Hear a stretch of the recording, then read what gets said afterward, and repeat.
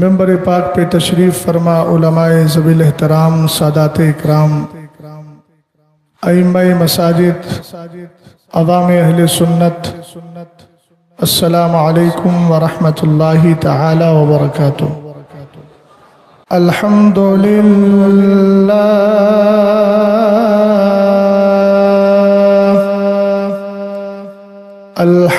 لله الذي شرفنا بحفلة الميلاد، والصلاة والسلام على سيدنا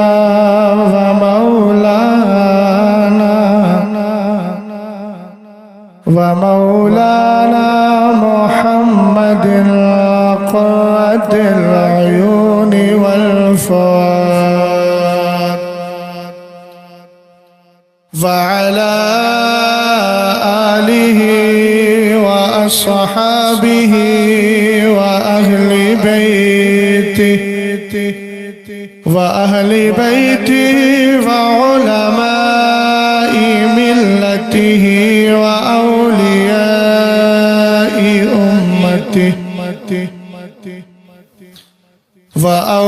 وأولياء أمته إلى يوم التناد.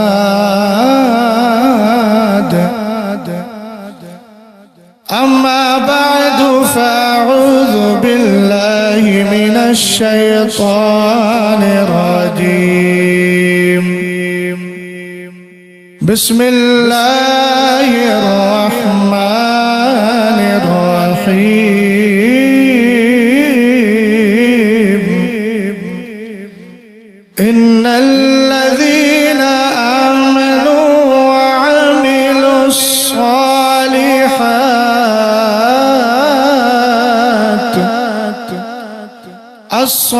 الصالحات سيجعل لهم الرحمن ودا. صدق الله العظيم. قادری امنارے غوث اعظم زنم آمین آمین.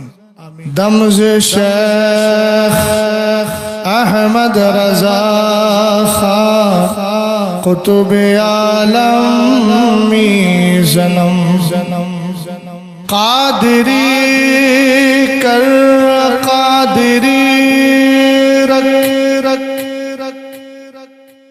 قادریوں میں اٹھا قدر عبد القادر قدرت نما کے واسطے دل عبث خوف سے پتا سا اڑا جاتا ہے.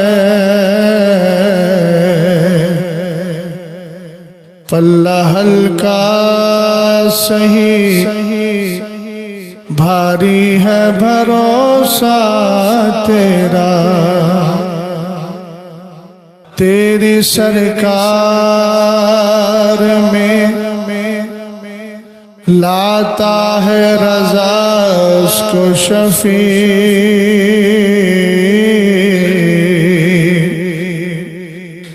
جو میرا غوث ہے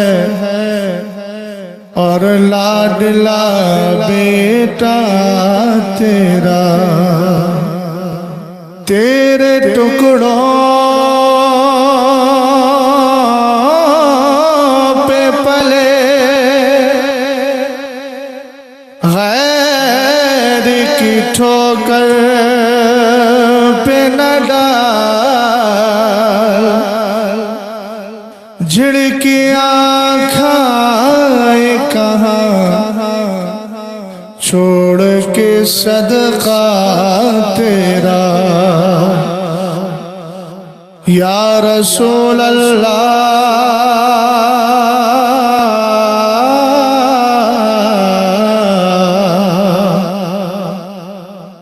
تیرے قدموں میں جو ہے غیر کا منہ کیا دیکھے، کون نظروں پہ چڑھے دیکھے کہ تلوہ تیرا۔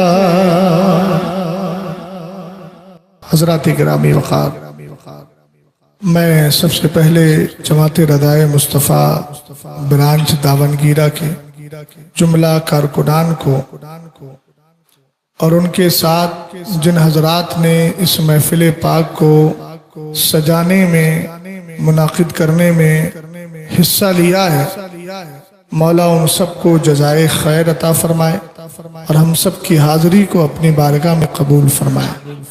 اللہ کا بہت بڑا شکر و احسان ہے کہ ہم اپنی اس مختصر سی زندگی میں اللہ والوں کے ذکر سے اپنے آپ کو ہمیشہ سرشار رکھتے ہیں، اور یہی ہم اہل سنت کی حقانیت کی واضح دلیل ہے، چونکہ اللہ والوں سے محبت کرنا در حقیقت اللہ سے محبت کرنا۔ آج کا جو جلسہ پاک ہے، اس میں دو پاکیزہ شخصیتوں کا نام جڑا ہوا ہے۔ ایک کو زمانہ سرکار سیدنا سید محمد المعروف خواجہ بندہ نواز گیسو دراز رضی اللہ تعالی عنہ کے نام سے جانتا ہے، اور دوسری ذات وارث علوم اعلیٰ حضرت جانشین سرکار مفتی اعظم قاضی القضات فی الہند حضرت علامہ مولانا مفتی اختر رضا خان صاحب قبلہ رحمت اللہ تعالی علیہ کی پاکیزہ ذات سے جڑا ہوا ہے، اور اللہ تعالی نے دونوں ذاتوں کو ایسا بابرکت بنایا ہے کہ ان سے جڑنے والا بھی بابرکت ہو جاتا ہے۔ اللہ تعالی ہمیں ان بزرگوں کے فیضان سے مالا مال فرمائے اور ان بزرگوں کی روش پر ہم سب کو زندہ رکھے، اور انہی کے ساتھ اللہ ہمارا حشر فرمائے۔ آپ دیکھ رہے ہیں ممبر پاک پہ سادات بھی ہیں، علماء ذوی الاحترام بھی ہیں، اور اپنی اپنی مساجد کے ائمہ کرام بھی ہیں۔ یہ سب حضرات موجود ہیں، اور آپ بھی محبتوں کے ساتھ اس محفل پاک میں بیٹھے ہیں۔ بڑی خوشی اور سعادت کی بات ہے کہ اللہ تعالیٰ نے ہمیں دنیا کے کاموں سے بچا کر اپنے محبوب اور محبوب کے محبوبوں کے ذکر میں لگا دیا۔ ابھی حضرت مولانا ربانی صاحب نے جماعت ردائے مصطفیٰ کے مختصر وقت میں جو کارہائے نمایاں انجام دیے گئے ان کا تذکرہ کیا۔ میں دعا کرتا ہوں کہ مولا جتنی بھی برانچز ہیں جماعت ردائے مصطفیٰ کی، اللہ سب کو دن دونی رات چوگنی ترقی عطا فرمائے۔ میں بہت زیادہ لمبی چوڑی بات تو جماعت کے تعلق سے نہیں کرتا، مگر ایک بات آپ سے کہوں گا کہ جب آپ کو اعلیٰ حضرت کا مسلک پسند ہے تو اعلیٰ حضرت کی جماعت بھی پسند ہونا چاہیے۔ سمجھے کہ نہیں سمجھے؟ آپ سب بریلوی ہیں، مسلک اعلیٰ حضرت پہ عمل کرنے والے ہیں، تو آپ کو اعلیٰ حضرت کا مسلک پسند ہے کہ نہیں؟ اونچا بولو بھائی، جس کو پسند ہے کم سے کم ہاتھ اٹھا کے بتائے تو صحیح۔ جب اعلیٰ حضرت کا مسلک پسند ہے تو اعلیٰ حضرت کی بنائی ہوئی جماعت بھی پسند ہونا چاہیے۔ اب اگر کوئی جماعت کے معاملات کو لے کر ادھر ادھر کی بات کرتا ہے تو کان دھرنے کی ضرورت نہیں، وہ آپ کو اچھے کام سے دور کر رہا ہے، اور اچھے کام سے دور کرنے والا اچھا نہیں ہوتا ہے، اچھا وہ ہوتا ہے جو آپ کو اچھے کام میں لگاتا ہے۔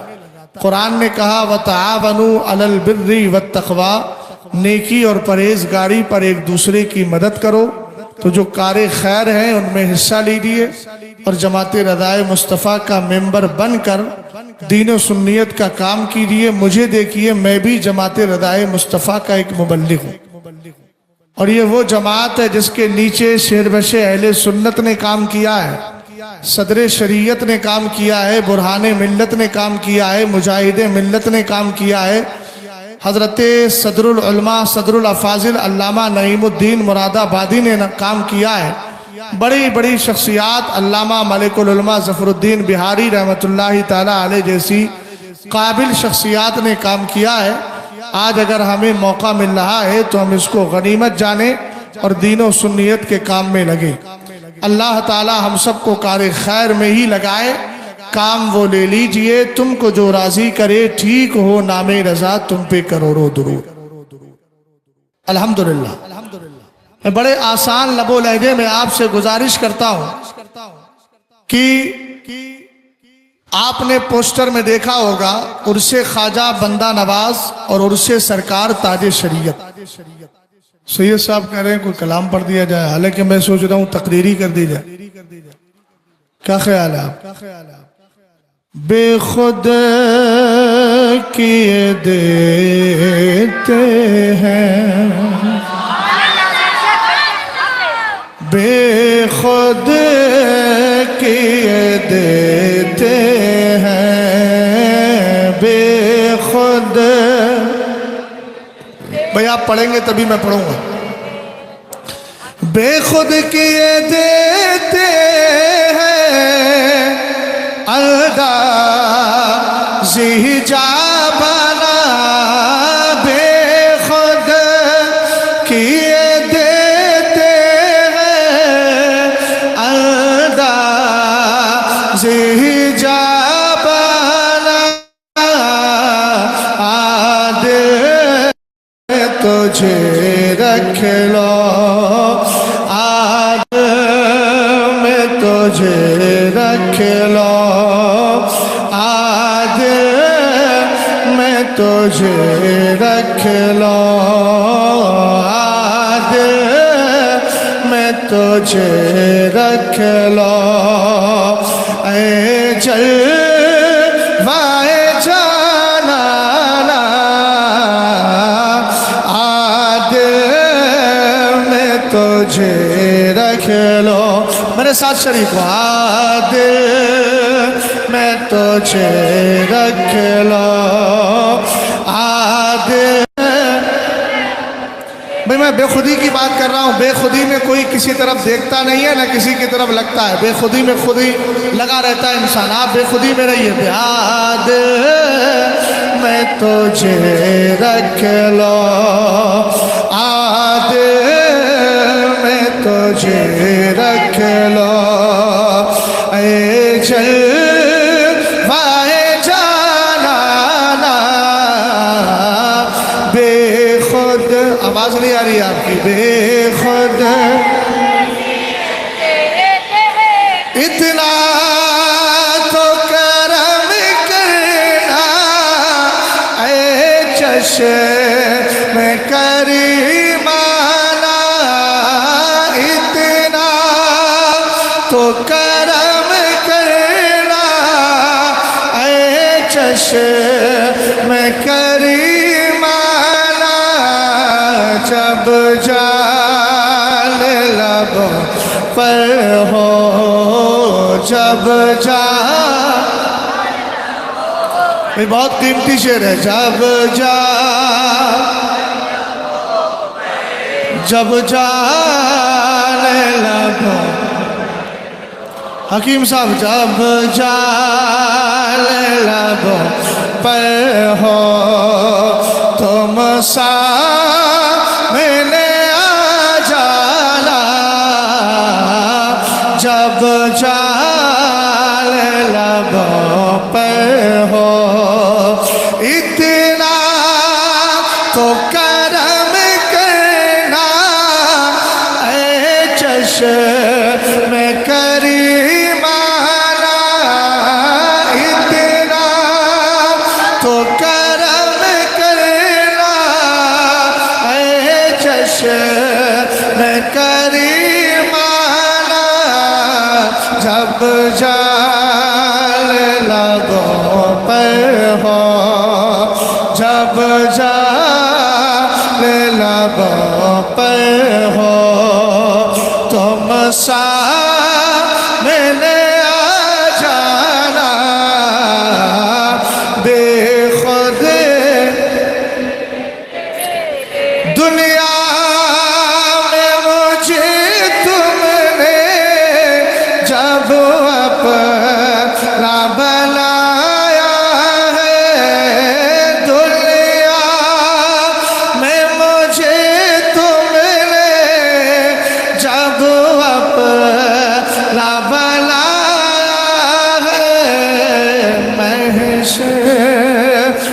بھی کہہ دینا، محشر میں بھی کہہ دینا. ادھر دیکھیں، ادھر ادھر ادھر ادھر. محشر ابھی آپ کی آواز نہیں آ رہی ہے. محشر میں بھی کہہ دینا یہ ہے میرا دیوانہ. سبحان اللہ سبحان اللہ. یہ بلّا لگا ہے نا بھائی، ادھر دیکھیے. ادھر آپ کہاں پیچھے دیکھ رہے ہیں؟ یہ لگا ہے نا تو اس کا بھرم رکھنا، دیکھنا نہیں ہے کہیں. مجھے دیکھنا ہے، مجھے دیکھیے اور سنیے. مائک والوں سے میں خود ہی کہہ دوں، ماشاءاللہ سبحان آپ کو سفارش کرنے کی ضرورت نہیں ہے، وسیلے کی ضرورت ہے. لیکن ہر جگہ وسیلہ نہیں رہا ہے، بے شک کہیں بغیر وسیلے کے بھی کام چلتا ہے، بے شک. ہے نا؟ ہاں، یہ وسیلے کی ضرورت ہی نہیں ہے کہ مائک والے سے آپ کے، میں خود ہی کام کر لوں گا. لیکن آپ مجھے دیکھیں اور پڑھیں میرے ساتھ میں.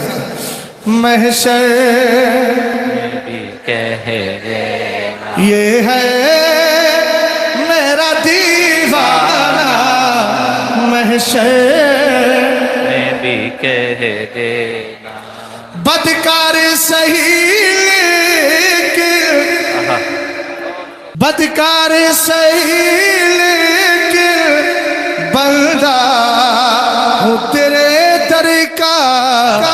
چاہتے کیا، چاہتے کیا؟ محروم نہ رکھ مجھ کو اے شان کریمانہ. محروم نہ رکھ مجھ کو. نعرے تکبیر، نعرے رسالت، مسلک اعلی حضرت، علماء اہل سنت، خلیفہ حضور تاج الشریعہ مفتی شہزاد عالم صاحب قبلہ، علماء اہل سنت. یہ سید صاحب بیٹھے، ان کی محبتیں حکم دے دیا تو میں نے اشعار پڑھ دیے، ورنہ میں صرف تقریر ہی کرنے کے مزاج میں تھا. لیکن سارا کہہ دیا ہے تو پھر کوئی مسئلہ نہیں ہے. میں بھی اس لیے پڑھ رہا ہوں، اگر گلے میں کچھ گڑبڑی ہوگی تو حکیم صاحب بھی بیٹھے ہیں، سبحان ہے نا؟ بہت خوش. دونوں کام ہو جائیں گے. سید صاحب دعا کر دیں گے، حکیم صاحب دوا کر دیں گے، سبحان اللہ. فقیر کا کام ہو جائے گا. شعر پڑھوں؟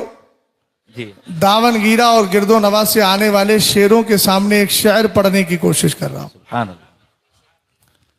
حضور تاج الشریعہ علیہ الرحمہ کے کلام کا ایک شعر میں نے پڑھ دیا، جس کی عرس کی تقریب ہے. اسی کی بارگاہ تک میں آپ کو بڑی آسانی سے شروع میں ہی لے کر چلا گیا، لیکن آپ لوگ سمجھ نہیں پائے. جی چاہتا ہے تحفے میں بھیجو میں انہیں آنکھیں. سبحان اللہ. ارے بھئی اسی کی بات کر رہا ہوں جس کے صدقے میں آنکھیں ملی ہیں. بے شک. سبحان اللہ. جی چاہتا ہے تحفے میں بھیجو میں انہیں آنکھیں. To in one. درشن کا تو درشن ہو، نظرانے کا نظرانہ. درشن کا تو پھر پڑھیں میرے ساتھ مل کر. جی چاہتا ہے تحفے میں بھیجو میں انہیں آنکھیں. درشن کا تو درشن ہو، درشن کا تو درشن ہو، نظرانے کا نظرانہ. بے خود، سبحان اللہ. بے خودی نظر نہیں آ رہی ہے، نظر آنا چاہیے. بے خود کہتے ہیں دنیا میں مجھے تم نے جب اپنا بنایا ہے، محشر میں بھی کہہ دینا یہ ہے میرا دیوانہ. محشر مگر میرے امام فرماتے ہیں کہنے کی ضرورت کیا ہے، ایک میں کیا میرے شیعہ کی حقیقت کتنی.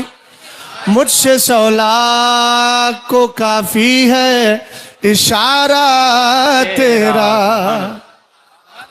مگر سب کا اپنا تخیل ہے اور عقیدت دونوں کی ہے. کسی کی عقیدت پہ ہم ٹھیس نہیں پہنچا سکتے. بیدم وارسی نے کہا ہے وہ بھی اچھا کہا. اب شعر سنیے گا. میں اصلاح بھی کر جا رہا ہوں اس شعر کی. اور یہ جو شعر پڑھا جاتا ہے کیوں آنکھ ملائی تھی کیوں آگ لگائی تھی اب رخ کو چھپا بیٹھے، اس کو سرکار تاج الشریعہ نے منع فرمایا. کہا یہ سوء ادب ہے.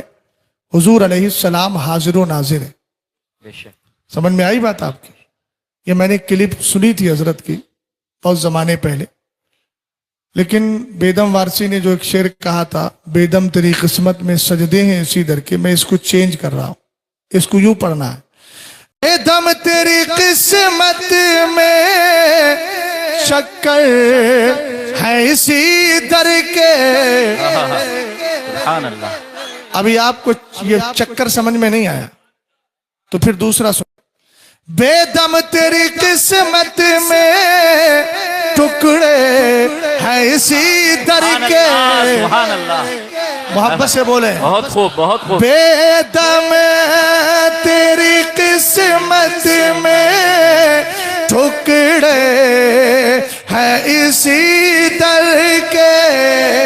بیدم تیری قسمت میں ٹکڑے ہیں اسی در کے. چھوٹا ہے نہ چھوٹے گا سنگ در جانانا بے خود. نعرے تکبیر، نعرے رسالت، مسلک اعلی حضرت، کلام حضور مفتی اعظم ہند، فیضان حضور تاج الشریعہ. شاید اسی طرز پر ہے نا. تو شمع رسالت عالم تیرا پرواہ. بہرحال آپ محبت کے ساتھ درود و سلام پڑھ لیں. اللہ رب محمد صلی اللہ علیہ وسلم، نحن عباد محمد صلی اللہ علیہ وسلم، صلاۃ و سلام علیک یا رسول اللہ صلی اللہ تعالی علیہ وسلم. اور بلند آواز سے درود و سلام پڑھیں. اللہ رب محمد صلی اللہ علیہ وسلم، نحن عباد محمد صلی اللہ علیہ وسلم، صلاۃ و سلام علیک یا رسول اللہ صلی اللہ تعالی علیہ وسلم. علماء اکرام تشریف لا رہے ہیں. یکی بعد دیگرے یہ سلسلہ دراز سے دراز تر ہوتا جا رہا ہے. حضرت علامہ مولانا مفتی رضوان صاحب قبلہ وہ بھی تشریف لے آئے اور دیگر حضرات بھی جن کے نام مجھے بر وقت یاد نہیں ہیں. میں عرض کر رہا تھا کہ ہم اہل سنت ہیں اور اعلیٰ حضرت نے ہمیں پہلے ہی بشارت دی ہے اہل سنت کا ہے بیڑا پار. اہل سنت کے یہاں بہت سارے معمولات ہیں. ہمارے یہاں اگر کسی کا انتقال ہوتا ہے تو ہم ایصال ثواب کی محفلیں سجاتے ہیں. فرق یہ ہے کہ مرنے والے اور انتقال کرنے والے یا دنیا چھوڑنے والے دو طرح کے. کسی کا انتقال ہوتا ہے تو سالانہ فاتحہ کو برسی کا نام دیا جاتا ہے، اور کوئی ایسا ہے جس کا انتقال ہو جائے تو سالانہ فاتحہ کو عرس کا نام دیا جاتا ہے. اور ایک جملہ عرض کر دوں، عرس ہر ایک کا نہیں منایا جاتا، عرس صاحب عرس کا منایا جاتا ہے. اور آج تک کوئی بھی صاحب عرس جاہل نہیں گزرا ہے، سب عالم ہی گزرے ہیں. اعلیٰ حضرت امام اہل سنت کی ایک کتاب ہے مقال عرفا باعزاز شرع و علماء. میرے امام نے امام شافعی کے حوالے سے بڑی پیاری بات ارشاد فرمائی. یہ جملہ میں اس لیے عرض کر رہا ہوں کہ ہندوستان میں بہت سارے جاہل پیروں کے مزارات بنا کر ان سالانہ عرس کر کے پیسے کو برباد کیا جاتا. سمجھ گئے آپ؟ آج مجھے یاد ہے شاید 3 یا 4 سال پہلے کی بات ہے، میں عرس مجیبی شرکت کرنے گیا. میرا عنوان تھا رد وہابیت. راستے میں کسی کا میسیج آیا، شاید دوسرا یا تیسرا عرس تھا حضرت کا. کسی نے کہا حضرت لوگ اعتراض کر رہے ہیں کہ اب مولوی کا بھی عرس ہوگا. میں نے کہا عنوان تو رد وہابیہ ہے. بولے 1-2 منٹ میں جواب دے دیجیے گا. ممبر پہ گیا اور جب میں نے تقریر کا آغاز کیا تو میری زبان سے برجستہ ایک جملہ نکلا کہ اگر مولویوں کا عرس نہیں ہوگا تو کیا جاہلوں کا عرس ہوگا؟ اور پھر میں نے امام شافعی رضی اللہ تعالی عنہ کا یہ قول بھی ذکر کیا. امام شافعی فرماتے ہیں متخذ اللہ ولیًا جاہلا، آج تک اللہ نے کسی جاہل کو ولی بنایا ہی نہیں ہے، جتنے بھی حضرات اولیاء ہیں سب کو اللہ نے علم کی دولت عطا فرمائی۔ سبحان اللہ۔ آپ جن نفوس قدسیہ کے عرس کی تقریب میں بیٹھے ہیں، حضرت خواجہ بندہ نواز گیسو دراز وہ کوئی صوفی ہی نہیں تھے، بلکہ آپ نے خود فرمایا ہے میں فقی بھی ہوں، میں صوفی بھی ہوں، میں سید بھی ہوں، میں حنفی بھی ہوں، الحمدللہ رب العالمین، اور بہت ساری کتابوں کے مصنف بھی ہیں، اور دوسری ذات سرکار تاج الشریعہ کی ہے۔ میں آپ کو مین پوائنٹ پر لے کر کے آنا چاہتا ہوں۔ ایک کا انتقال ہوا، سالانہ فاتحہ کو برسی کم دے دیا، لیکن یہ بھی یاد رہے برسی ہو یا عرس ہو صرف اسی کا ہوگا جو ایمان کی حالت میں دنیا سے گیا ہے۔ قرآن نے فیصلہ کر دیا والذین جاؤوا من بعدہم یقولون ربنا اغفر لنا لاخواننا الذین سبقونا بالایمان، فرمایا جو ان کے کس کے بعد آئے؟ انصار اور مہاجرین کے بعد آئے، یعنی جو صحابہ اکرام کے بعد آئے، اور صحابہ کے بعد آنے والی جماعت کو تابعین کہا جاتا ہے۔ اور آپ جانتے ہیں میرے سرکار نے ارشاد فرمایا لا تمس النار مسلمن رانی او رامن رانی، سرور کائنات ارشاد فرماتے ہیں اللہ تعالیٰ کا کرم ہے جہنم کی آگ نہ کسی صحابی کو چھو سکتی ہے اور نہ صحابی کے چہرے کو دیکھنے والے تابعی کو چھو سکتی ہے۔ سرکار نے دونوں کی فضیلتیں بیان کی ہے۔ آپریٹر صاحب جیسے آواز کھلی تھی ویسی کھول دیجیے، آواز تھوڑی بڑھائیے اس کی جو پہلے کھلی تھی، جب تک میں نہ کہوں اس کو چھیڑیے گا مت، اس لیے کہ مائک پر میں بول رہا ہوں آپ نہیں بول رہے ہیں، میں اس کی کیفیت کو جان رہا ہوں۔ اور فرمائیے گا سرکار علیہ السلام پر اترنے والا قرآن کیا کہتا ہے؟ قرآن کہتا ہے والذین جاؤوا من بعدہم، جو ان کے بعد آئے، کون آئے؟ انصار اور مہاجرین کے بعد تابعین آئے۔ ان تابعین کا انداز کیا ہے؟ وہ کہتے ہیں ربنا اغفر لنا ولاخواننا الذین سبقونا بالایمان، اللہ ہمیں بھی بخش اور ہمارے ان بھائیوں کو بخش دے جو ہم سے پہلے ایمان کی حالت میں دنیا سے چلے گئے۔ مسئلہ کلیئر ہو گیا؟ اونچا بولو، کلیئر ہوا کہ نہیں؟ چاہے برسی ہو یا عرس ہو کس کا منایا جائے گا؟ اہل ایمان کا۔ جلدی بولیے کس کا منایا جائے گا؟ اہل ایمان کا۔ اچھا یہاں مفتی رضوان صاحب بھی بیٹھے اور بھی مفتیان اکرام بیٹھے، ہم نے کہا آپ کہاں سے آ رہے ہیں؟ بولے عرس سے آ رہا ہوں۔ میں نے کہا عرس کا معنی کیا ہے؟ بد عقیدہ اسی طرح کے سوالات لا کر ہماری قوم کو گمراہ کرنے کی کوشش کرتی۔ عرس کا معنی ہوتا ہے شادی اور لازم معنی ہے خوشی، جس کو میں منطق کی زبان میں کہوں تو دلالت مطابقی کے طور پر اس کا معنی شادی ہوتا ہے اور التزامی کے طور پر اس کا معنی خوشی ہوتا ہے۔ مولانا صاحب ذرا توجہ فرمائیے گا، ادھر جو بیٹھے آپ ادھر آ جائیے۔ ہاں کھوئے ہوئے ہیں، کھونا ہے تو ایسے کھوئیں جانو دل ہوش و خرد سب تم نہیں چلتے رضا سارا تو سامان۔ آواز تھوڑی گونج رہی ہے تو اس کی گونج کو ختم کریں اور جو پونجی ہے اس پونجی کو برقرار رکھیں۔ ہاں اچھا ایکو تو نہیں ہے؟ اچھا ٹھیک ہے، تو آپ تھوڑی سی آواز گھٹائیے۔ بیس تو نہیں کھلا ہے اس کا؟ بیس کھلاؤ تو بیس کو بند کر دیں، ٹریبل تھوڑا سا ہلکا کر دیں۔ چلیے اس نے کہا عرس کا معنی کیا ہے؟ ہم نے کہا عرس کا معنی شادی ہے، عرس کا معنی خوشی ہے۔ اب یہ سوال کس طرح کہلاتے ہیں؟ مرزا انجینئر صاحب بدبخت اسی طرح کے سٹیک سوال اٹھاتا ہے۔ اس نے ایک سوال یہ کیا کہ آپ کہتے ہیں غوث اعظم نے مردوں کو زندہ کر دیا، بولے آپ کے محلے میں سینکڑوں لوگ مر گئے، چلے گئے، ہزاروں کے جنازے دیکھ لیے، آج تک کوئی قبر سے اٹھ کر کے آیا؟ آدمی کہتا ہے یار بات تو صحیح ہے۔ ہم نے کہا اس کا الزامی جواب یہ ہے ہاں آج بھی مردہ قبر سے اٹھ جائے گا، مگر شرط یہ ہے کہ بغداد سے عبد القادر جیلانی کو بلا لا۔ تحقیقی جواب کسی اور موقع پر۔ میں نے کہا یہاں عرس کا معنی خوشی اور شادی، کہنے لگا آپ بتائیے چچا کے انتقال پر سالانہ فاتحہ ہوتی ہے تو کوئی کہتا ہے آج خوشی کا دن ہے اس لیے کہ چچا کا انتقال ہوا تھا، آج دادا کا انتقال ہوا تھا اس لیے خوشی کا دن ہے۔ آپ اللہ والوں کے انتقال کے دن کو عرس کا نام کہہ رہے ہیں، اپنی قوم کو آپ بہکا رہے ہیں اور قوم سے کہتا ہے کہ ایک بات بتاؤ کتنے عرس گزر گئے؟ تمہارے اعلیٰ حضرت کا 100 سال سے زیادہ عرس ہو گئے، تاج الشریعہ کے 8 سال ہو گئے، حضرت خواجہ بندہ نواز کا 800 سال سے زائد عرس ہو گئے۔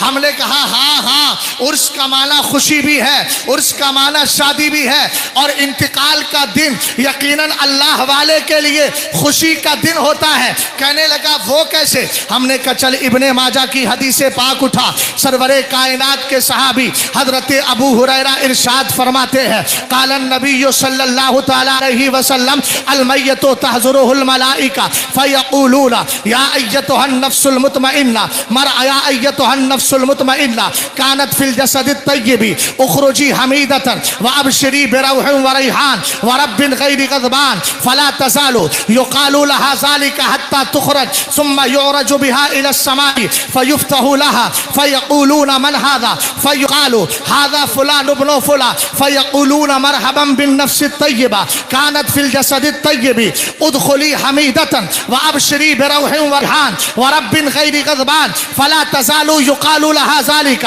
حتى تنتهي الى السماء التي كان الله فيها۔ محبت سے بولو سبحان اللہ۔ حضرت ابو ہریرہ فرماتے ہیں میرے سرکار نے ارشاد فرمایا جب کسی کا انتقال ہوتا ہے فرشتے آتے ہیں، انتقال کرنے والا مومن ہے تب بھی فرشتے آئیں گے، کافر ہے تب بھی فرشتے آئیں گے، بدکار ہے تب بھی آئیں گے، لیکن اگر نیکوکار ہو، متقی پرہیزگار ہو، اپنی زبان میں ڈیٹیل کی طرف جاؤ تو یوں کہو اگر انتقال کرنے والا عبد القادر جیلانی ہو، معین الدین چشتی ہو، پیر نصیر الدین چراغ دہلوی ہو، حضرت خواجہ بندہ نواز ہو، امام احمد رضا خان ہو، مفتی اعظم ہو، مفسر اعظم ہو، تاج شریعت ہو تو کمال کیا ہوتا ہے؟ سرور کائنات نے فرمایا ادھر اس کا جنازہ ابھی انتقال نہیں ہوا ہے، انتقال کا مرحلہ قریب ہے، فرشتے آتے ہیں اور آ کے کہتے ہیں پاکیزہ جان جو پاکیزہ جسم کے اندر موجود تھی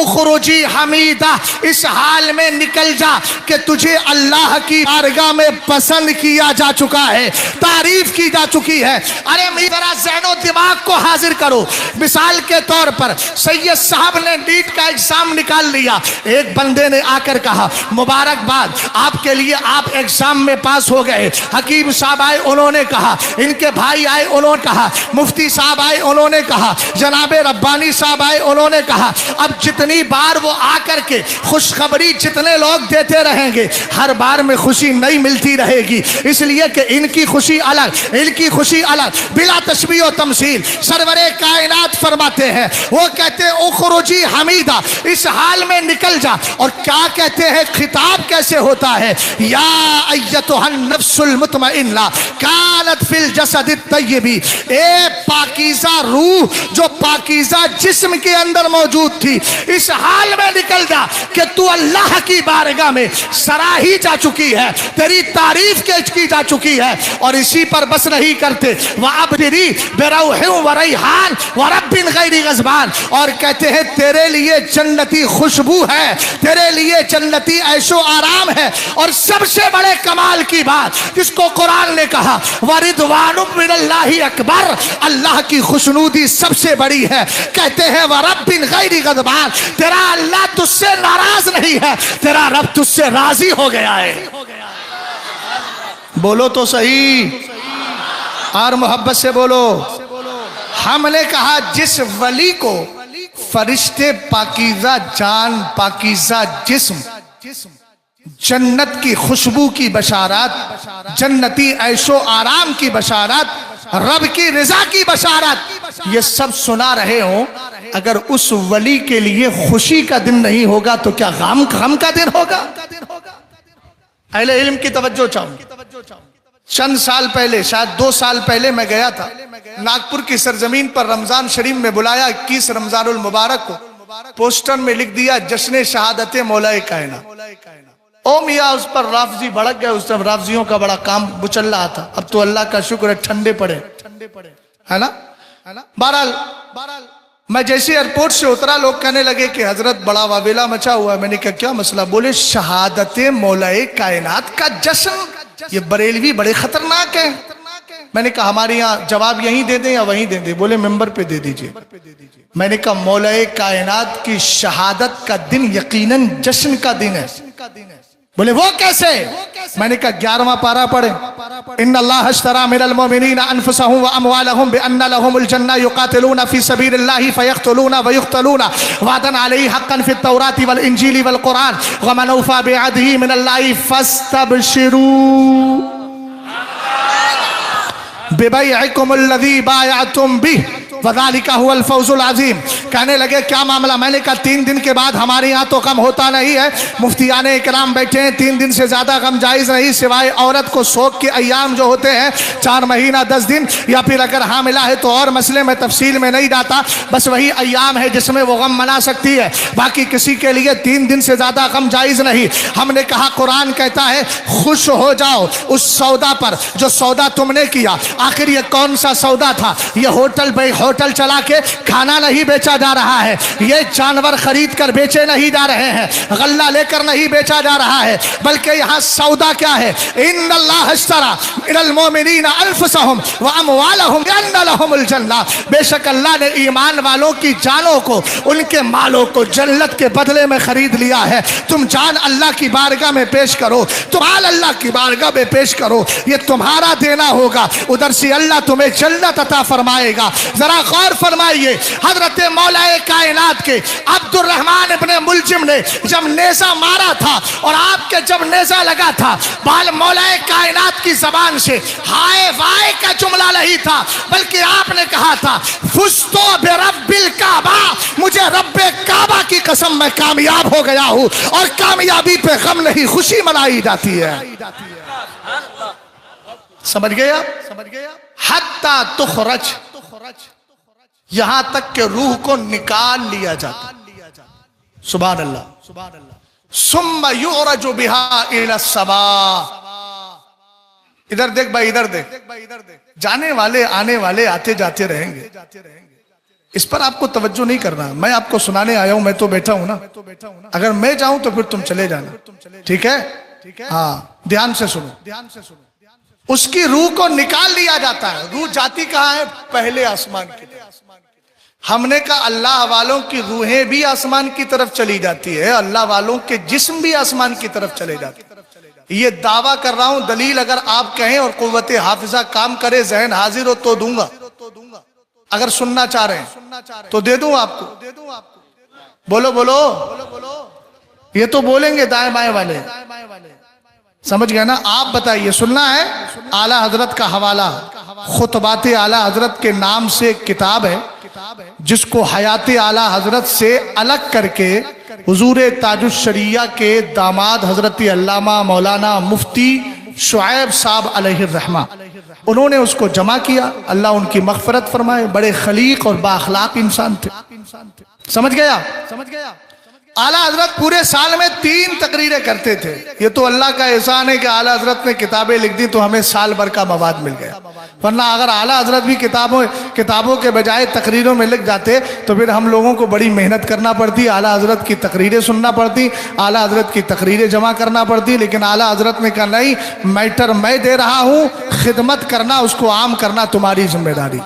किसी जमाने में किसी ने कहा था आला हजरत ने सिर्फ हथियार दिए हैं और हुजूर हाफिज़े मिल्लत रदी अल्लाह ताला अन्हु ने जो है वो चलाने के लिए सिपाही दिए हैं। उस वक्त हुजूर मुहद्दिस कबीर ने बड़ा प्यारा जुमला दिया था, फरमाया वो हकीकत से ना आशना है, आला हजरत ने हथियार भी दिए हैं और आला हजरत ने चलाने के लिए सिपाही भी दिए हैं। और एक ऐसा सिपाही है हिंदो पाक के उलमा मिल करके भी उसके बराबर नहीं हो सकते। कहीं सिपाही बुरहाने मिल्लत हैं, कहीं हजरत सदरुल शरिया हैं, कहीं अल सदरुल उलमा अल्लामा नईमुद्दीन मुरादाबादी हैं, कहीं शेर-ए-बेशे अहले सुन्नत हैं, कहीं मुफ्ती आजम हैं। ये अल्हम्दुलिल्लाह सिपाही भी हैं और 1400 किताबें आला हजरत ने लिखकर यह हथियार की शक्ल में अता फरमाई है। बहरहाल आला हजरत साल में 3 तकरीरें करते थे।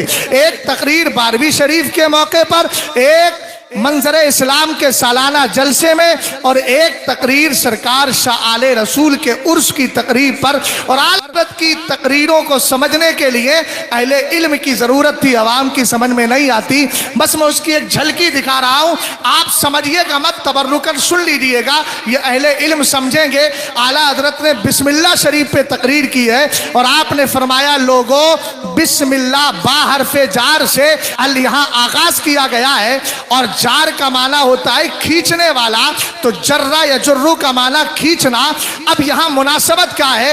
فرمایا اسم پہلے ہے، اللہ بعد میں ہے۔ اسم سے مراد سرکار علیہ السلام کی ذات، اور اللہ کو تو سب جانتے ہیں، اور اس سے پہلے با حرف جار لایا گیا۔ یہاں مناسبت یہ ہے کہ سرکار امتیوں کو کھینچ کھینچ کے رب کی بارگاہ میں لے کر کے آ رہے ہیں، اور خود میرے سرکار فرماتے ہیں انا آخذ بحجکم ہلما الیہ ہلما الیہ وانتم تتقاہمون فی النار کالفراشی۔ فرمایا لوگوں میں تمہارا کمر بند پکڑ کے کھینچ رہا ہوں، ادھر مت جاؤ، ادھر جہنم ہے، لیکن تم اس جہنم کی طرف ایسے گرتے چلے جا رہے ہو جیسے شمع پر پروانہ اپنی جان کو قربان کیا کرتا ہے۔ اس طریقے سے اعلیٰ حضرت نے پوری وضاحت کی ہے۔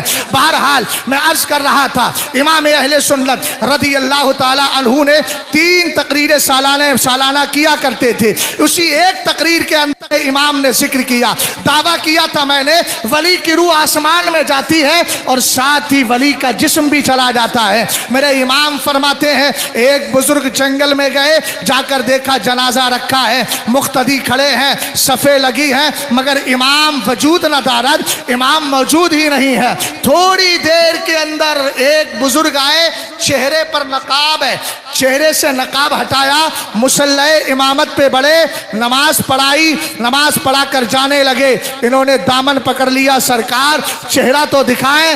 فرماتے ہیں وہ بزرگ جب میں نے دیکھا تو حیرت میں پڑ گیا۔ قیمتی جملہ ہے، ضائع ہو جائے گا، ضائع ہو جائے گا، میں سب کی توجہ چاہتا ہوں۔ نقیب اجلاس غور، یہ کام آئے گا انشاءاللہ، غور فرمائیے گا۔ کیا کہا اعلیٰ حضرت امام اہل سنت کہتے ہیں جب چہرے سے نقاب ہٹایا تو کیا دیکھا؟ جن کو محلے میں بچے کنکریاں مار کر پاگل سمجھتے تھے، آج پتا چلا وہ تو اس دور کے ولیوں کا سردار ہے۔ اعلیٰ حضرت فرماتے ہیں منقار یعنی چونچ والے پرندے آئے، جنازہ اٹھایا، آسمان کی طرف لے جانے لگے، اور جیسے ہی جنازہ گیا تو پاس میں جو کھڑے تھے وہ بھی ولی کامل تھے۔ ان سے پوچھا یہ جنازہ کہاں جا رہا ہے؟ کہا میاں آپ کو پتا نہیں، اللہ والوں کے جنازے زمین میں نہیں آسمانوں میں چلے جاتے ہیں۔ اب اعلیٰ حضرت سے زیادہ مضبوط حوالہ تو میرے پاس نہیں ہے بھائی، ہے نا، مضبوط حوالہ میں نے دے دیا، لیکن ایک ذہن آپ کا حاضر کر کے ایک پوائنٹ آپ کو دینا چاہتا ہوں۔ حضرت ادریس کے لیے قرآن کہتا ہے وَرَفَعْنَهُ مَكَانًا عَلِيًّا۔ توجہ، حضرت عیسیٰ علیہ السلام کے لیے قرآن نے کہا اذ قال اللہ یا عیسیٰ انی متغفیک ورافعک الی، تو حضرت عیسیٰ کو آسمان میں اٹھایا گیا، حضرت ادریس کو اٹھا لیا گیا، اور خود حضرت حنظلہ غسیل الملائکہ کا جنازہ آسمان میں غسل کے لیے گیا۔ میں توجہ چاہتا ہوں، ہم نے کہا اعلیٰ حضرت نے اسی پوائنٹ کو ذکر کیا ہے کہ حضرت ادریس کے لیے ورفعناہ مکانا علیہ کہا، حضرت عیسیٰ علیہ السلام کے جنازے کو اٹھا لیا گیا، لیکن کیا وجہ ہے؟ مدینے کے تاجدار انتقال فرما رہے ہیں، آپ آسمان میں نہیں بلکہ زمین کے اندر تشریف فرما ہے، جنت العاب مدینہ شریف کے اندر تشریف فرما ہے۔ کہا وجہ یہ ہے سرکار ہمارے بیچ رہ کر ہم گناہگاروں کو اللہ کے عذاب سے بچا رہے ہیں۔ وما كان الله ليعذبهم وانت فيهم، کہا سرکار کا یہ کرم ہے ہمارے بیچ رہ کر ہمیں عذاب دنیا سے بچا لیا ہے۔ اور میں ایک جملہ اور بتاتا ہوں، سرکار جب بظاہر دنیا میں تشریف فرما تھے تب بھی میرے نبی کے لیے رب کا یہ فرمان تھا جعلت فداء لک ملکی من العرش الی ما تحت الارض، محبوب عرش سے لے کر فرش تک سب کا مالک میں نے تجھے بنا دیا ہے۔ تو کل بھی میرے نبی کائنات کے بادشاہ تھے اور آج بھی نبی کائنات کے بادشاہ ہے۔ سرکار کا کرم یہ ہے اپنی رعایا کے درمیان رہ کر ایک طرف تو عذاب سے بچا رہے ہیں، دوسری کائنات کو چلا رہے ہیں، ہمیں نعمتیں بانٹ رہے ہیں۔ خلق کے حاکم ہو تم، رزق کے قاسم ہو تم، جو ملا تم سے ملا، تم پہ کروڑوں درود۔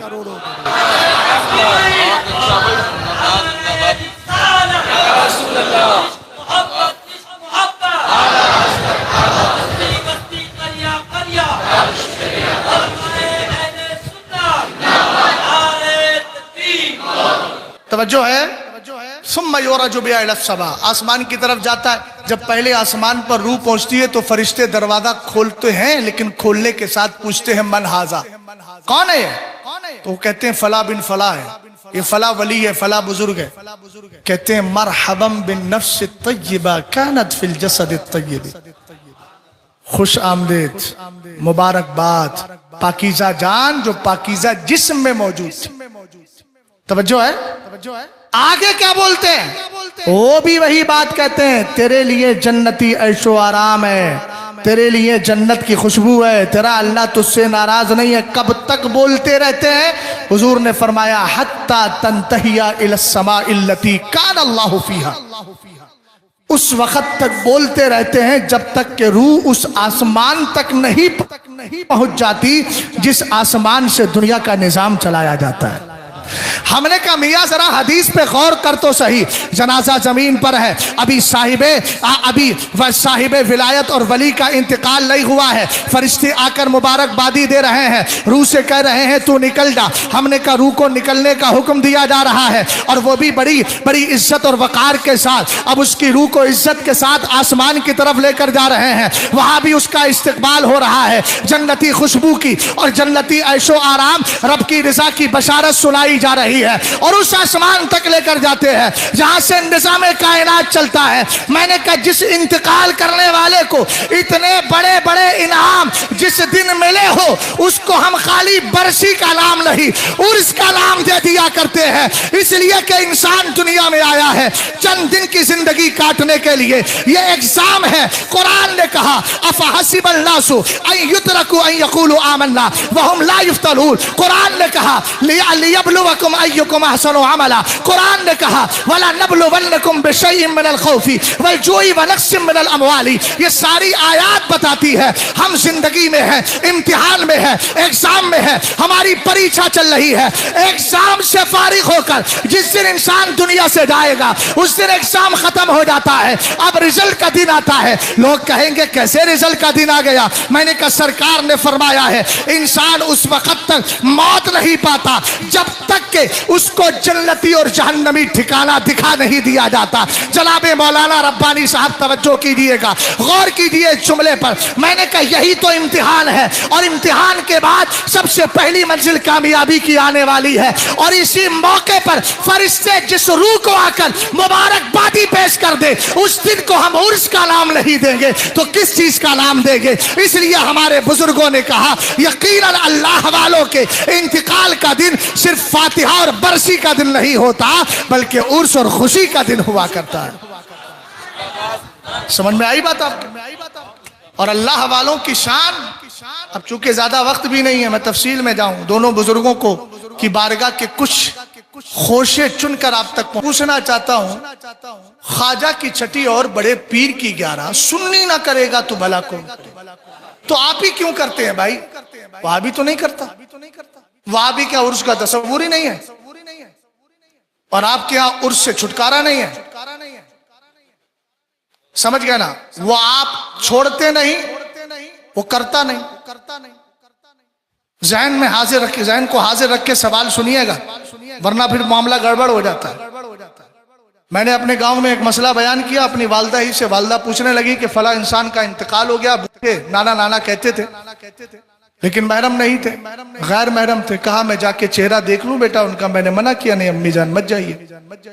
وہاں ایک عورت بیٹھی تھی ہماری چچی، انہوں نے گھر جا کے کہا کہ مفتی صاحب نے کہا ہے کہ مردے کا چہرہ نہیں دیکھنا چاہیے. لے اب پورے گاؤں میں خبر پھیل گئی. دوسرے دن جمعے میں آ کے مجھے تقریر کر کے صفائی دینا پڑی کہ بھائی میں نے مسئلہ یہ نہیں بولا. لوگ بولے ہمارے یہاں تو دیہاتوں میں کہتے ہیں جتنے مولانا اتنے منہ، اور یہ نئے نئے مولانا آ رہے ہیں، نئے نئے مسئلے لے کے آ رہے ہیں. تو یہ سارا فتنہ تھا، اس لیے میں نے مجبوراً آ کر تقریر کی. دھیان سے سنیے گا. آپ کہیں کہ مولانا صاحب کہہ رہے ہیں، مولانا صاحب کہہ رہے ہیں کہ صاحب یہ عرس نہیں کرنا چاہیے، وہاں بھی عرس نہیں کرتا، آپ کیوں عرس کرتے ہو؟ نہیں بھائی، میں سوال دے کر جواب دینے کی کوشش کر رہا ہوں. عرس منایا جاتا ہے محبت میں یا دشمنی میں؟ جلدی بولیے. محبت میں. تو آپ کو اللہ والوں سے محبت ہے. آخر یہ محبت ہے کب سے؟ یہی پوائنٹ میں آپ کو سمجھانا چاہتا ہوں. یہ محبت دو چار دن کی تو ہے نہیں. سید صاحب نے جامعۃ الرضا میں پڑھ لیا, 10-5 سال پہلے فارغ ہو گئے, محبت پیدا ہو گئی. ہم نے کہا یہ محبت بہت پرانی ہے. حدیث پاک سنیں, میری اور آپ کی ماں حضرت عائشہ صدیقہ رضی اللہ تعالی عنہ اور ام المومنین, جن کی بارگاہ میں عبداللہ ابن عباس آئے تو کہنے لگے مجھے ملاقات کرنا ہے. خادم سے کہلوایا, ان سے کہنا آج نہیں ملوں گی, انی اجد غما وانی مشفقۃ مما اخاف علیہ, آج میں غم میں ہوں, مجھے قیامت کی ہولنا کیا, قبر کی ہولنا کیا, ان ساری چیزوں پر میں اندیشہ اور فکر مجھ پہ لاحق ہو گئی ہے, اس لیے ملاقات نہیں کروں گی. عبداللہ ابن عباس نے کہا میں بھی ملاقات کیے بغیر نہیں جاؤں گا. پکڑ گئے, اجازت دے دی, اندر آئے. آنے کے بعد کہا ام المومنین منع کیوں کر رہی تھی؟ آپ نے ریزن بیان کر دیا. فرمایا آپ خوف کھا رہی ہیں, آپ ڈر رہی ہیں. سمعت رسول اللہ صلی اللہ تعالی علیہ وسلم یقول عائشۃ زوجی فی الجنہ. ترجمہ نہیں کیا ہے لیکن پھر بھی بولو سبحان اللہ. آپ کہو گے مولانا یہ کیا اصول ہے؟ میں نے کہا وتعاونوا علی البر والتقوی پہ عمل کروا رہا ہوں. دوسری بات احب العرب لثلاث لانی عربی وکلام اللہ عربی ولسان اہل الجنت عربی. فرمایا عرب سے 3 وجہ سے پیار کرو. ایک تو حضور فرماتے ہیں میں عربی, قرآن عربی, سارے جنتیوں کی زبان عربی اور حدیث بھی عربی میں ہی ہے. اب تو بولو سبحان اللہ یار. سبحان اللہ بلوانے کے لیے حدیث سنا دی, پھر بھی آپ خاموش رہے. غور فرمائیے گا, رسول کریم صلی اللہ تعالی علیہ وسلم کو فرماتے ہوئے سنا. ابن عباس کہتے ہیں رضی اللہ تعالی عنہما, کیا کہتے ہیں؟ عائشۃ زوجی فی الجنہ. حضور نے فرمایا عائشہ جس طرح دنیا میں بیوی ہے اسی طرح جنت میں بھی میری بیوی ہوگی. یہ حدیث کا ٹکڑا ہے, مگر عقیدت, محبت, ذہن کی صفائی اگر سیکھنا ہے تو صحابہ سے سیکھو. آج کے یہ نام نہاد مولائی جو گستاخیاں کرتے ہیں ان کے صحبت سے دور رہیے گا, صحابہ سے درس لیجیے. ابھی کچھ دنوں پہلے ایک رافضی نے کہا کہ ہم نے دین اہل بیت سے لیا ہے, صحابہ سے نہیں لیا ہے. میں نے کہا اس پاگل کو یہ پتہ ہی نہیں ہے کہ حضرت علی پہلے صحابی ہیں, اہل بیت کا فرد بعد میں بنائے گا. بھئی اہل بیت جو سرکار نے کہا تھا اللہم ہاؤلائی اہل بیتی اذہب عنہم الرجس وطہرہم تطہیرا, یہ مستحق جافظہ تو مدینے میں ملا ہے اور کلمہ تو حضرت علی نے مکہ میں پڑھ لیا ہے اور حالت ایمان میں سرکار کو دیکھ لیا ہے. دوسری بات امام حسن بھی تو صحابی ہیں, امام حسین بھی تو صحابی ہیں, حضور کی بیٹی فاطمہ الزہرا ایک طرف اہل بیت فرد بھی ہے اور حضور علیہ السلام کی صحابیہ بھی ہیں. چونکہ صحابی کہتے اس کو ہیں جس نے حالت ایمان میں مصطفیٰ کا چہرہ دیکھا ہو اور اسی حالت میں دنیا سے گیا ہو. اب ذرا غور کر لا, عبداللہ ابن عباس کا اسٹیٹمنٹ دیکھو, آپ کا اندیا, آپ کی فکر دیکھو. پہلے حدیث ذکر کی, سرکار نے ارشاد فرمایا عائشہ جنت میں بھی میری بیوی ہوگی. اب اگلا جملہ کہتے ہیں کانا رسول اللہ صلی اللہ تعالی علیہ وسلم اکرم علی اللہ من ایصفجہ جمرۃ من جمر جہنم. فرمایا عباس کا یقین ہے کہ سرکار علیہ السلام اللہ کی بارگاہ میں اتنے عزت والے ہیں, اتنے وقار والے ہیں, اتنی شرافت والے ہیں, کبھی ایسا ہو ہی نہیں سکتا کہ اللہ اپنے محبوب کے نکاح میں کسی جہنمی عورت کو دے دے. اس لیے حضور کے نکاح میں جتنی بیوی آئی ہے سب ایمان والی ہے, سب جنتی ہے. حضرت عائشہ صدیقہ خوش ہو گئیں, کہ فرج اللہ عنک کما فرجت عنی, اللہ تیری مصیبت ایسی ہی دور کر دے جیسے تو نے میری ٹینشن اور فکر کو دور کر دیا ہے. سبحان اللہ. یہی عائشہ صدیقہ ہیں جو ہم سنیوں کے لیے بڑی پیاری حدیث سنا رہی. 2210 حدیثیں جس صحابیہ نے, جس بیوی نے روایت کی ہوں, انہی کو زمانہ حضرت عائشہ صدیقہ کہتا. بزرگوں نے لکھا ہے اگر حضرت عائشہ صدیقہ کی حدیثوں کو نکال لیا جائے تو اسلام کا 1/3 حصہ یعنی 3 میں سے 1 حصہ غائب ہو جائے. کتنا بڑا احسان ہے میرے سرکار علیہ السلام کی زوجہ محترمہ ام المومنین حضرت عائشہ صدیقہ کا. کیا کہتی ہے سنیں, بد عقیدہ عرس کرتا نہیں, سنی عرس سے باز رہتا نہیں. وجہ کیا ہے؟ قال النبي صلى الله تعالى عليه وسلم الارواح جنود مجندة فما تعارف منها ائتلف وما تناكر منها اختلف او كما قال عليه الصلاة والسلام. سرور کائنات ارشاد فرماتے ہیں عالم ارواح میں روحوں کی دنیا میں جب انسان نہیں آیا تھا، حضرت آدم نہیں، شیس نہیں، نوح نہیں، کوئی نہیں، اللہ نے روحوں کو پیدا فرما دیا تھا. یہ ساری روح عالم ارواح یعنی روحوں کی دنیا میں ایسے جمع تھی جیسے چھاؤنی میں فوجی جمع ہوتے ہیں. آپ دیکھتے ہیں فوجیوں کے الگ الگ کوارٹر ہوتے ہیں، ایک کا کمرہ ادھر، ایک کا روم ادھر، ایک کا روم ادھر، ایک کا روم ادھر. اسی طرح اللہ نے روحوں کو الگ الگ رکھا تھا. لیکن سرکار کا اگلا جملہ سنے، ادھر ادھر نہ دیکھیں، دھیان سے میری بات کو سنیں. سرور کائنات نے فرمایا فما تعارف منہا، ان روحوں میں سے جس کی ایک دوسرے سے جان پہچان، تعلق، انٹروڈکشن، پریچے اور ایک دوسرے کے ساتھ رشتہ قائم ہو گیا، ائتلافا، اللہ نے ان روحوں کے اندر محبت پیدا فرما دی ہے، اتحاد پیدا فرما دیا ہے. وما تناکر منہا اختلافا، اور جن روحوں نے ایک دوسرے کو پہچانا نہیں، پریچے نہیں ہوا، فرمایا ان میں اختلاف رہا، ان میں تعلق نہیں ہوا، ان کے اندر رشتہ قائم نہیں ہوا. سمجھتا ہوں دامن گیرا کے لوگوں نے ابھی اس بات کے دامن کو مضبوطی سے پکڑا نہیں ہے. اگر نہیں پکڑا ہے تو پکڑیے. ڈیٹیل میں آتا ہوں. سرور کائنات صلی اللہ تعالی علیہ وسلم کی حدیث کا مطلب کیا ہے؟ جب ہماری روح عالم ارواح میں تھی، وہاں نبیوں کی روحیں بھی تھی، حضرات اولیاء کی روحیں تھی، حضرات پیران عظام کی روحیں تھی، مشائخ کی روحیں تھی، اقطاب کی تھی، ابدال کی تھی، اوتاد کی تھی. اسی طریقے سے ابدال، اوتاد، اسی طریقے سے امامین کی روحیں وہاں موجود تھی، نوجبا کی تھی، اتقیاء کی تھی، صلحاء کی تھی، متقین کی تھی، صدیقین کی تھی، شہداء کی تھی. اللہ رب العزت کا کرم یہ ہوا ہماری روح نے عبد القادر جیلانی کی روح کو پہچان لیا، وارث پاک کی روح کو پہچان لیا، مدار پاک کی روح کو پہچان لیا، مشائخ کالپی کی روح کو، مشائخ کالپی کی روح کو پہچان لیا، مشائخ مہرارہ مقدسہ اقطاب سبا کی روحوں کو پہچان لیا. جب یہ روح انسانی شکل میں دنیا میں آئی تو اللہ نے ان کے درمیان محبت کو ختم نہیں کیا، باقی رکھا. اب اللہ والوں کے عرس میں یہ بریلوی سنی اسی لیے جاتے ہیں، جایا وہی جاتا ہے جہاں پہچان ہوا کرتی ہے. ہماری پہچان کل بھی تھی، آج بھی ہے اور قیامت تک رہے گی. اور اس کا فائدہ یہ ہوگا یوم ندعو کل اناس بامامہم، ہر قیامت کے دن ہر جماعت کو اس کے امام کے ساتھ بلایا جائے گا. ہمارا امام امام اعظم ہوگا، ہمارا امام غوث اعظم ہوگا، ہمارا امام مجدد اعظم ہوگا، ہمارا امام مفتی اعظم ہوگا، ہمارا امام تاج شریعت ہوگا. اس لیے ببانگے دہل ایک جملہ بولتا ہوں، اے بدعقیدہ لوگو، تمہیں اشرف علی مبارک ہو، مجھے امام احمد رضا خان کی ذات مبارک ہو.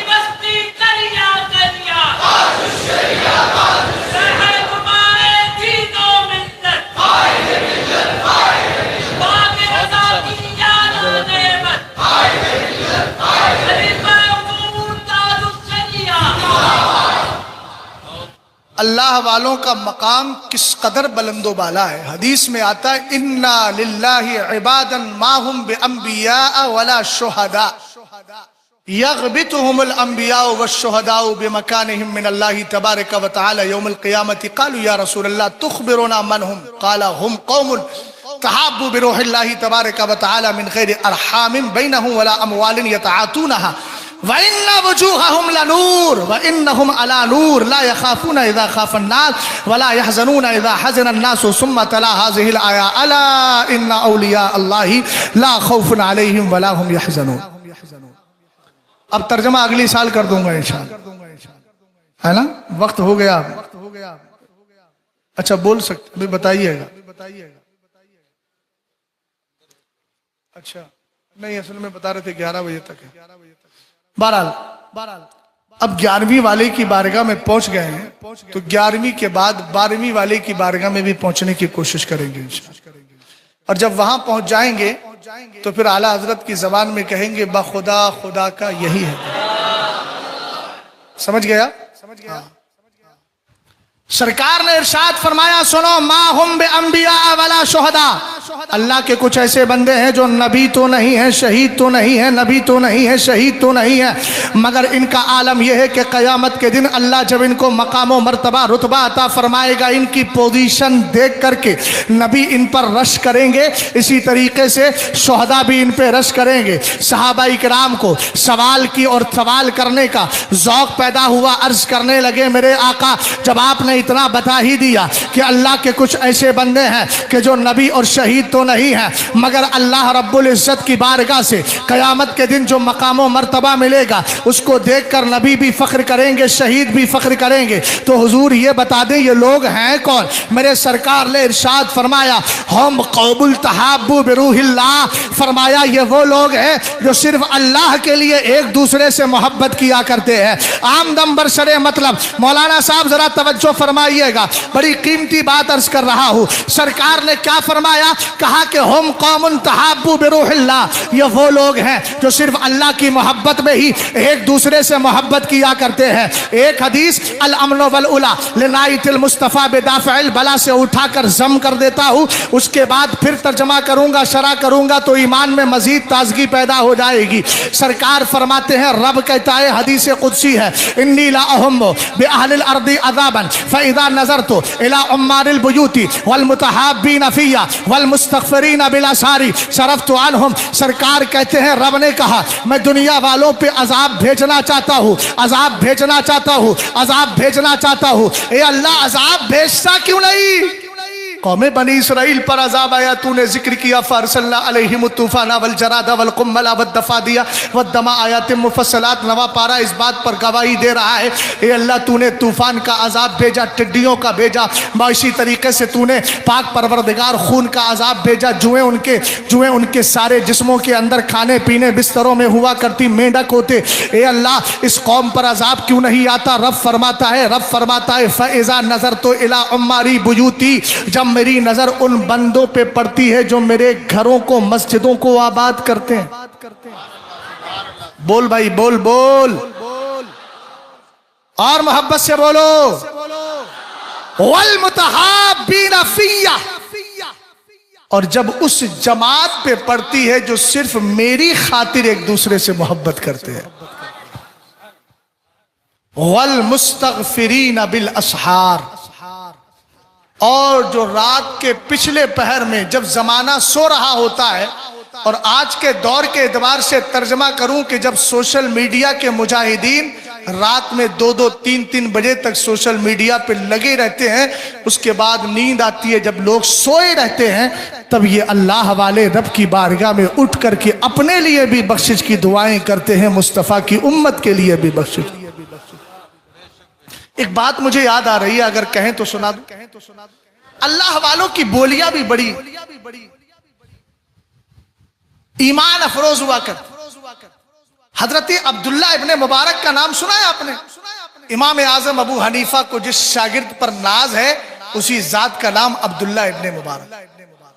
عبداللہ ابن مبارک کے دور میں حضرت عبداللہ ابن مبارک فرماتے ہیں کہ بارش نہیں ہو رہی تھی، ہم نے لوگوں کو جمع کیا اور دعائیں استسقا کی، بارش دعا کی لیکن بارش پھر بھی نہیں ہوئی. سب لوگ اپنے اپنے گھر چلے گئے. فرمایا میں رک گیا، میں نے دیکھا ایک پتلا سا کمزور دبلا انسان جس کی طرف کوئی توجہ نہ کرے، وہ ایک کونے میں بیٹھ کر دعا کر رہا ہے. عبداللہ ابن مبارک خاموش ہیں، چپکے سے اس کو سن رہے ہیں، وہ آپ کو دیکھ نہیں پا رہا ہے. کہہ رہا مولا اتنی مخلوق تیری بارگاہ میں بارش مانگنے کے لیے آئی، اگر تو ان کے لیے بارش کر دے گا تو تیرے خزانے میں کوئی کمی نہیں آئی.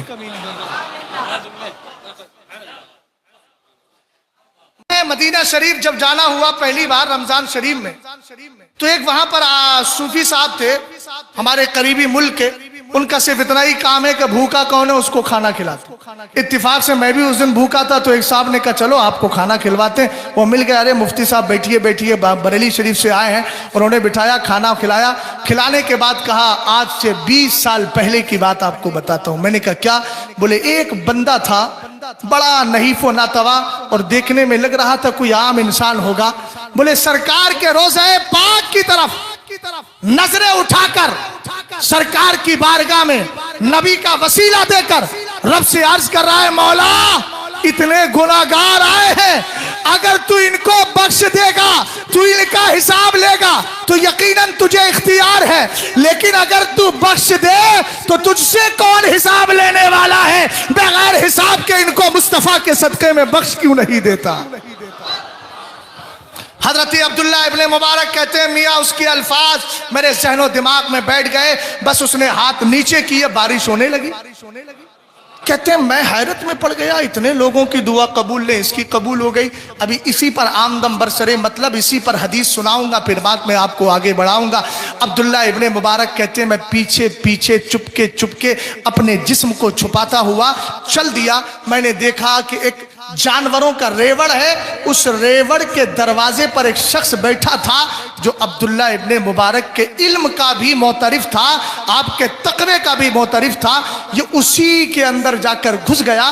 حضرت عبداللہ ابن مبارک رضی اللہ تعالی عنہ گئے, جیسے ہی دروازے پر اس نے دیکھا سلام کیا, کھڑے ہو گیا. امام آپ میرے ریوڑ میں تشریف لائے ہیں؟ کہا ہاں تیرے ریوڑ میں کچھ غلام رہتے ہیں؟ کہا جی سرکار غلام رہتے ہیں. کہا مجھے غلام خریدنا ہے. عبداللہ ابن مبارک نے کہا ٹھیک مجھے غلام خریدنا ہے. اس نے کہا سرکار آپ بیٹھیے, آپ کو بٹھاتا ہے. بٹھانے کے بعد یکے بعد دیگرے غلام لاتا ہے. سب سے پہلے ہٹا کٹا غلام لایا. عبداللہ ابن مبارک نے کہا مجھے نہیں چاہیے. اس کے بعد کہا دوسرا لایا, کہا مجھے نہیں چاہیے. آخر میں جا کر اس نے کہا سرکار جتنے غلام تھے چہرہ پہچان چکے تھے, جتنے غلام تھے سب تو میں نے دکھا دیا. ہاں البتہ ایک نکما غلام ہے جو ایک کونے میں پڑا رہتا ہے, بڑا کمزور ہے, نحیف و ناتوا ہے, سرکار وہ رہ گیا ہے. آپ نے فرمایا اس کو بلا کر لاؤ. جب لایا گیا عبداللہ ابن مبارک نے چہرہ دیکھ کر پہچان لیا. کہا مجھے یہی غلام چاہیے. کہا حضرت آپ اس کا کیا کریں گے, اس کو تو الٹا خدمت آپ کو کرنا پڑے گی, یہ تو بڑا کمزور ہے. کہا مجھے یہی چاہیے. آپ نے جو مال دینا تھا دیا. عبداللہ ابن مبارک نے پکڑا اور اپنی سواری کو لے کر چلے. پہلے آپ بیٹھ گئے, جب تھوڑی دور چلے آپ نیچے اترے. فرمایا آپ اس پہ بیٹھ جائیے. ہاتھ جوڑ کر عرض کرتا ہے سرکار آپ مجھے خرید کے لائے ہیں, میں آپ کا غلام ہوں, آپ میرے آقا ہیں. آقا سے کوئی انسان یہ کہہ سکتا ہے کہ آپ نیچے چلیں میں غلام اوپر بیٹھوں گا, یہ تو شریعت بھی اس کی اجازت نہیں دیتی. عبداللہ ابن مبارک نے کہا بہانے نہ بناؤ, چھپاؤ نہیں, سارا راز میں جان گیا ہوں, تمہیں اللہ نے اپنی بارگاہ میں کتنا مقبول کر لیا ہے. اس نے کہا سرکار نماز کا وقت آ گیا ہے. عبداللہ ابن مبارک نے کہا تھوڑا آگے چلو, وہاں میرا ایک دوست ہے اس کے گھر پہ نماز پڑھیں گے. کہا نہیں سرکار مجھے ابھی نماز پڑھنا ہے. نماز پڑھنے کے لیے سجدہ کیا, سجدہ کر کے فارغ ہوا. رب کی بارگاہ میں کہتا ہے مولا جب راز کھول ہی دیا ہے تو مجھے اٹھا کیوں نہیں لیتا, میں اس دنیا میں رہنا نہیں چاہتا ہوں. ادھر سے جملے نکلے ہیں ادھر انتقال ہو جاتا ہے. سرکار فرماتے ہیں رب نے یہی تو کہا لئن سالنی لاؤتین, ولی مجھ سے مانگتا ہے میں ضرور عطا کر دیا کرتا ہوں. سمجھ میں آئی بات؟ یہ اللہ والوں کی شان ہے. ہم اللہ والوں کی بارگاہ میں جاتے کیوں ہیں؟ آج تک بدعقیدہ یہی نہیں سمجھ پائے. وہ سمجھ رہا ہے شاید ہم لوگ صرف کھانے پینے جاتے ہیں. ابھی کھانے پینے جا رہے ہیں تب بھی نقصان کیا ہے, ذرا کھائیں تیرے غلاموں سے الجھے. سمجھ گئے آپ؟ جب پیٹرول سپلائی ہوتا ہے نا تو ہرمز نہر سے ہوتا ہوا چلا آتا, سمجھ گئے نا. لیکن کتنی بار بھی آئے ہم کسی شیعہ کو اپنا پیشوا نہیں مانتے, اسٹیٹس لگا کر اپنے عقیدوں کو برباد نہیں کرتے. ہمیں معلوم ہے ہمارا رہنما وہی ہو سکتا ہے جو صحابہ اہل بیت دونوں سے پیار کرتا ہے. ہم کسی کافر کو اپنا رہنما تسلیم نہیں کرتے. توجہ ہے آپ کی؟ اب وہ سپلائی ہوتا ہے, آ کر کے پہلے ایک جگہ آئے گا, وہاں سے پھر پیٹرول پمپ الگ الگ جگہ تقسیم ہوگا, پھر وہاں سے دکانوں پہ جاتا ہے, دکان والے بیچتے ہیں. بلا تشبیہ و تمثیل سارا فیض مدینے سے آتا ہے. پھر یہی مدینے کا فیض کبھی عبد القادر جیلانی کے یہاں جاتا ہے، کہیں بہاؤالدین نقشبند کے یہاں جاتا ہے، کبھی حضرت زکریا ملتانی کے یہاں جاتا ہے، کہیں معین الدین چشتی کے یہاں آتا ہے، کہیں غازی پاک کی بارگاہ میں آتا ہے، کہیں حضرت سرکار سیدنا مشروم اقدر جہانگیر شمنانی کی بارگاہ میں آتا ہے، پھر غلاموں کو تقسیم کیا جاتا ہے۔ سمجھ گئے آپ؟ اب ذرا غور فرمائیں، ہم اللہ والوں کی بارگاہ میں جاتے کیوں ہیں؟ حکیم صاحب بیٹھے ہیں، ایک آدمی نے کہا کہ حضرت میرا پیٹ بڑا خراب رہتا ہے، سید صاحب نے کہا آپ حکیم لطیفی صاحب کو دکھوا دیجئے۔ وہ بیچارہ گھر سے اٹھا، اب بھائی سن لے یار، مثال دے رہا ہوں، تم اس کو دل پہ لے کر چلیں گے۔ اب حکیم صاحب کی طرف اشارہ کر رہا ہے، لگ رہا ہے کچھ تکلیف ہے، یہ ہے حکیم صاحب۔ میں پرچار نہیں کر رہا ہوں، لیکن آپ نے کہا تو بتا ہی دیتا ہوں، اس لیے کہ الدال علی الخیر کفاعل ہی، حضور فرماتے ہیں اچھے کام کا ایڈریس دینے والا اچھے کام کرنے والے کے برابر ہی ثواب پاتا ہے۔ تو کوئی بیچارہ بیمار ہوگا تو چلا آئے گا۔ بارہ ہم نے کہا ایک بار غور فرمایا، حکیم صاحب کے پاس مریض آیا، ہم نے کہا کیوں آئے؟ بولے حاجت تھی۔ میں نے کہا حاجت کیا؟ بولے تکلیف تھی مجھے، اس ضرورت کو پورا کرنے کے لیے آیا۔ اس کا مطلب آدمی جاتا وہی ہے جہاں سے ضرورتیں پوری کی جاتی ہے۔ اب حدیث کا جملہ سنیں، میرے سرکار نے ارشاد فرمایا انا للہ عبادا اختصهم اللہ تبارک و تعالی فی حوائج الناس فیفزع الناس الیہم فی حوائجہم اولئک الآمنون من عذاب اللہ۔ سرور کائنات فرماتے ہیں اللہ کے کچھ ایسے بندے ہیں جن کو اللہ نے خاص ہی فرمایا ہے، لوگوں کی ضرورتوں کو پورا کرنے کے لیے خاص فرما دیا ہے۔ اسی لیے اعلیٰ حضرت نے برکات الامداد لأہل الاستمداد کے اندر اس حدیث کو ذکر فرمایا۔ سرکار کہتے ہیں اطلب الحاجات عند حسان الوجوہ، اچھے چہرے والوں کے پاس جا کر اپنی ضرورتیں طلب کیا کرو۔ ہم نے کہا ہم نے اور اچھے چہرے والوں کو دیکھا نہیں سنا ہے، مگر تاج الشریعہ جیسا اچھا چہرہ ہم نے دیکھا ہے۔ اور سرکار فرماتے ہیں وَإِنَّا وُجُوهَهُمْ لَنُورٌ، اللہ والوں کے چہرے نورانی ہوا کرتے ہیں۔ وَإِنَّهُمْ عَلَى نُورٍ، اور قیامت کے دن اللہ ان کو نور ایمان عطا فرمائے گا۔ یسعی بین ایدیہم، ان کا نور ان کے آگے آگے چل رہا ہوگا، زمانہ پہچان لے گا یہ نورانی لوگ ہیں۔ سمجھ گئے؟ اچھا اللہ والوں سے مانگ لے تو بڑی تکلیف لوگوں۔ ہم نے کہا حدیث پاک ہے اور حدیث صحیح ہے۔ اعلیٰ حضرت نے انوار الانتباہ فی حل ندائی یا رسول اللہ میں ذکر کیا اس کو۔ سرکار فرماتے ہیں اذ اضل احدکم شیئا واراد عونا وهو بارض ليس بها انیس۔ ادھر دیکھیں بھئی حدیث پڑھ رہا ہوں، توجہ۔ فَلْيَقُلْ يَا عِبَادَ اللَّهِ أَعِينُونِي يَا عِبَادَ اللَّهِ أَعِينُونِي يَا عِبَادَ اللَّهِ أَعِينُونِي فَإِنَّ لِلَّهِ عِبَادًا لَا يَرَاهُمْ۔ توجہ ہے، سرکار نے ارشاد فرمایا سنو، اگر تم کسی ایسی زمین میں ہو جہاں کوئی تمہارے تعلقات والا نہیں، کوئی یار نہیں، دوست نہیں، اور تمہارا سامان غائب ہو جائے، اب کیا کرو گے؟ سرکار فرماتے ہیں بندے کو یہ کہنا چاہیے اے اللہ کے بندوں میری مدد کرو، اللہ کے بندوں میری مدد کرو، اللہ کے بندوں میری مدد کرو۔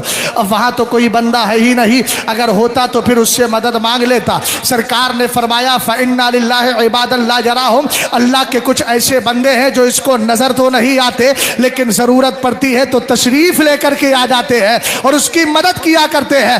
اسی لیے سرکار نے فرمایا اللہ کے کچھ ایسے خاص بندے ہیں کہ جن کو اللہ نے بندوں کی ضرورت کے لیے پیدا فرمایا ہے، لوگ ان کے پاس جاتے ہیں، وہ ان کی ضرورتوں کو پورا کر دیا کرتے ہیں۔ خواجہ بندہ نواز رضی اللہ تعالی عنہ کا دور ہے، آپ اپنے پیر نصیر الدین چراغ دہلوی رحمت اللہ تعالی علیہ کی بارگاہ میں ہیں۔ راجہ اشوک نام کا ایک راجہ تھا، اس کے دور کی بات ہے، اس نے آ کر کہا سرکار میرے گھر کے اندر ایک تختی نکلی ہے، اس پہ لکھا ہوا ہے کہ اسی گھر کے اندر خزانہ موجود ہے، ہم نے بہت تلاش کیا لیکن ملتا نہیں یہی ہے۔ حضرت خواجہ بندہ نواز کے پیر و مرشد حضرت پیر سید نصیر الدین چراغ دہلوی نے کہا جاؤ جاؤ تم جا کر کے اس کام کو انجام دو۔ آپ گئے، آپ نے جا کر وہاں ایک نشان کھینچا اور کھینچ کر فرمایا ادھر سے نہ دائیں جانا نہ بائیں، اسی جگہ کو کھودو، اسی میں خزانہ نکلے گا۔ ہم نے کہا جہاں آپ نے کہا تھا وہی خزانہ نکلا۔ میں نے اس واقعے کو پڑھا اور پڑھ کر مجھے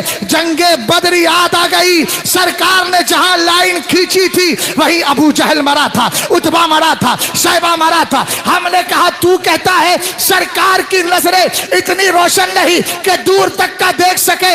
ارے جب سرکار کی نسل پاک جو 22 پشتوں میں جا کر میرے نبی سے ملتا ہے، جب بندہ نواز کی نگاہوں کا یہ عالم ہے تو مدینے کے تاجدار کی نگاہوں کا عالم کیا ہوگا؟ اعلیٰ حضرت کہتے ہیں اور کوئی غیب کیا تم سے نیہا ہو بھلا، جب نہ خدا ہی چھپا تم پہ کروڑوں درود۔ آخری پیغام دے کر گفتگو ختم۔ حضرت خواجہ بندہ نواز گیسو دراز کے ملفوظات کو جوامع الکلم کے نام سے جمع کیا۔ اور جوامع الکلم کس کو کہتے ہیں؟ اس کو آسان انداز میں بتاؤں، اگر صرف